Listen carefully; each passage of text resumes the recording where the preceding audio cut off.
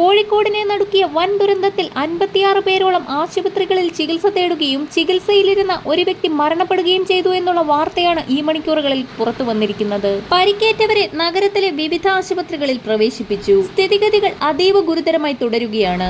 ഇന്നലെ വൈകുന്നേരം 4 മണിക്കായിരുന്നു ഒരു നാടിനെ മുഴുവൻ നടുക്കിയ സംഭവം അരങ്ങേറിയത്. കോഴിക്കോട് മാവൂർ റോഡിൽ അരയിടത്ത് പാലത്തിൽ വെച്ചായിരുന്നു അപകടമുണ്ടായത്. നിലവിളി ശബ്ദം കേട്ട് നാട്ടുകാർ ഓടിയെത്തിയപ്പോഴേക്കും കണ്ടതാവട്ടെ ഞെട്ടിക്കുന്ന കാഴ്ച. മേൽപ്പാലത്തിനോട് ചേർന്നുള്ള ട്രാഫിക് സിഗ്നൽ തൂണും തകർത്ത് തലകുത്തനെ മറിഞ്ഞ ബസ് താഴേക്ക് പതിച്ചു. മാവൂരിലേക്ക് പോവുകയായിരുന്ന വെർട്ടെക്സ് ബസ് മറ്റൊരു ബസ്സുമായി ആദ്യം തന്നെ ഉരസിയിരുന്നു. തുടർന്ന് അമിത വേഗത്തിൽ പോകവേ അരയിടത്ത് പാലം മേൽപ്പാലത്തിന് മുകളിൽ വെച്ച് എതിരെ വന്ന ബൈക്കിൽ ഇടിച്ചു. ഇടിയെ തുടർന്ന് ബൈക്ക് യാത്രക്കാരൻ മുന്നിലുണ്ടായിരുന്ന കാറിന് മുന്നിലേക്ക് വീണു.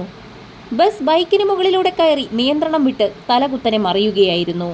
മറിഞ്ഞ് നിരങ്ങിപ്പോയ ബസ് മേൽപ്പാലത്തിനോട് ചേർന്നുള്ള ട്രാഫിക് സിഗ്നൽ തൂണും തകർത്താണ് നിന്നത്.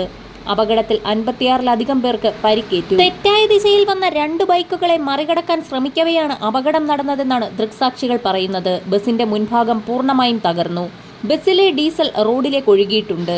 ബസിന്റെ അമിതമായ സ്പീഡാണ് വൻ ദുരന്തത്തിലേക്ക് നയിച്ചത്. അമിത വേഗതയിൽ പായുന്ന ബസ്സുകൾക്കെതിരെ കർശന നടപടിയെടുക്കാൻ സംസ്ഥാനത്തുടനീളം എല്ലാ ജില്ലകളിലും നിർദ്ദേശം നൽകി.